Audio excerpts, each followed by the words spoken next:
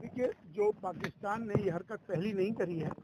ये पाकिस्तान की जब से ये पैदा हुआ है, पाकिस्तान जब से लेकर आज तक ये पाकिस्तान भारत को तकलीफें दे रहा है, दर्द देता है, जख्म देता है।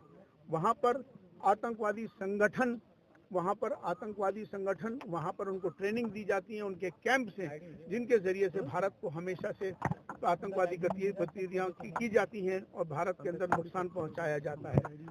नाम तो उसका पाक है, लेकिन उसके इरादे नापाक हैं, हरकतें नापाक हैं। जिस तरह से सबको आप मालूम हो चुका है, पूरे विश्व को मालूम हो चुका है कि अगर आतंकवादी संगठन और आतंकवादी अगर कहीं से पैदा होते हैं, उस जमीन का नाम है पाकिस्तान।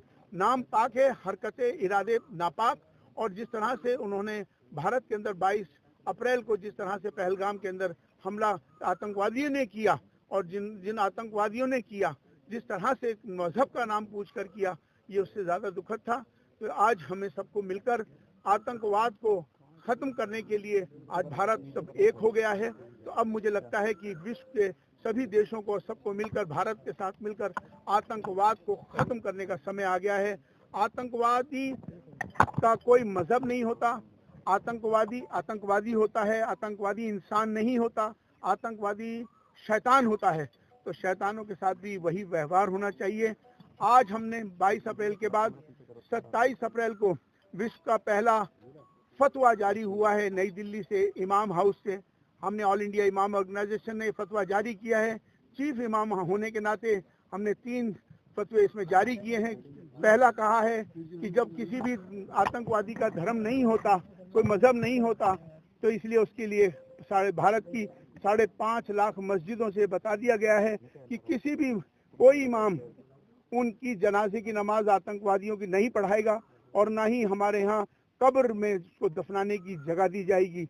दूसरा, इस्लाम के नाम पर जिस तरह से ये आतंकवाद फैला रहे हैं, आतंकवादी संगठन नाम रखे हुए हैं, जैसे इनका नाम है लश्कर तैयबा, जैश ए मोहम्मद और जमातुद दावा इस्लामिक स्टेट, इन सब के लिए फतवा नंबर 3 27 अप्रैल को चीफ इमाम होने के नाते डिक्लेयर कर दिया गया है, जारी हो गया है कि ये संगठन जिन्होंने अपना नाम रखा हुआ है इस्लाम का और मोहम्मद का, उस नाम को फौरन हटाया जाए। क्योंकि इस्लाम पीस का मजहब है, सलामती का मजहब है। इस्लाम बचाने का नाम है, इस्लाम मारने का नाम नहीं है। इसलिए भारत की भी पहली शुरुआत है इस फतवे की। आज 57 देश हैं पूरे विश्व के अंदर मुसलमानों के, लेकिन आज तक ये फतवा किसी ने जारी नहीं किया। भारत ही एक ऐसा देश है जिसमें ये फतवा जारी हो गया है कि किसी भी आतंकवादी संगठन लश्कर तैयबा, जैश ए मोहम्मद, फौरन उनको नाम हटाना पड़ेगा। ये फतवा लागू हो चुका है। मध्य प्रदेश में देखने में आ रहा है कि लगातार लव जिहाद के जो मामले हैं वो बढ़ रहे हैं, उनको कैसे लव जिहाद के मामले मध्य प्रदेश में देखने को मिल रहे हैं? देखिए, किस तरह के मामलात हैं, हमें जो किसी तरह से भी सबका सम्मान करना चाहिए। और मैं कहता हूं कि किसी तरह से भी ये जो लव जिहाद हो या कोई भी जिहाद हो, ये समझने की जरूरत इसलिए है कि अगर कोई किसी लड़का लड़की अपने समाज के अंदर अपनी बिरादरी में शादियां अगर करता है तो वो बहुत अच्छी होती हैं, उसमें बरकत होती है और सब मिलजुल के खुशियों से होता है।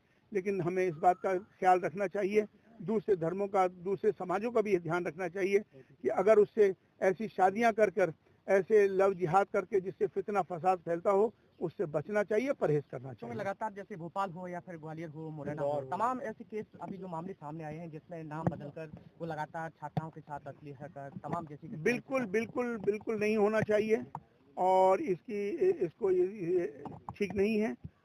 समाज में जो भी कुछ करें अच्छा करें, और मैं ख़ास तौर पे लव जिहाद के मामले जो आ रहे हैं वो बहुत ही गलत हैं। अगर नाम बदलकर और अपनी पहचान छुपाकर इस तरह की कोई हरकतें कर रहा है और उसे नहीं करनी चाहिए।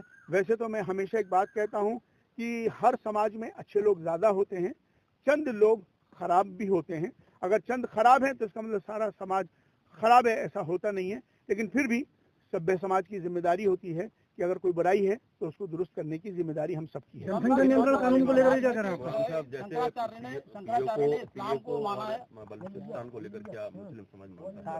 देखिए, मुस्लिम समाज भारत की डिप्लोमेसी और पॉलिसी के साथ है।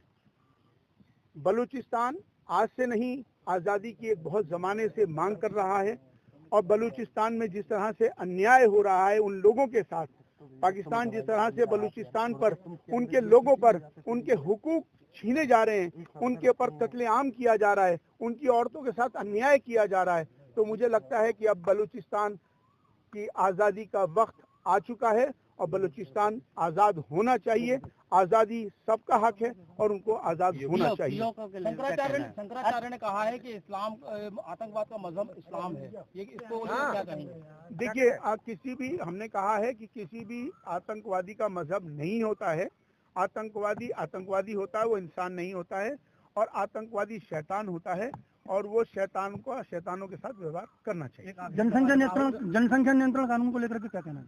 देखिए, जनसंख्या नियंत्रण कानून एक राष्ट्रीय विषय है और ये एक राष्ट्रीय विषय है और इस पर मुझे लगता है कि हमें सबको, कोई भी अगर ऐसी पॉलिसी आती है जो देश हित में होती है, ऐसा कोई कानून बनता है जो देश हित में होता है, तो मुझे लगता है कि वो अच्छा होता है। और अगर जनसंख्या पर नियंत्रण होता है और जिसमें सबका भला है और ये राष्ट्रीय विषय है, इस पर किसी को आपत्ति नहीं होना चाहिए। वक्फ कानून को लेकर क्या कहेंगे आप? वक्फ कानून पर अभी चूंकि मामला चल रहे हैं, अभी दोनों तरफ से बहस हो चुकी है और अभी फैसला बाकी है, लेकिन फिर भी मुझे लगता है कि भारत सरकार ने जो ये नया कानून 2025 वक्फ के मामले में लाए हैं, कहीं ना कहीं वक्फ के लिए बेहतर होगा। एक आखिरी सवाल है, राहुल गांधी कह रहे हैं कि ये जो पाकिस्तान से जो भिड़ंत हुई थी, ये कहीं ना कहीं उस पर तमाम सारे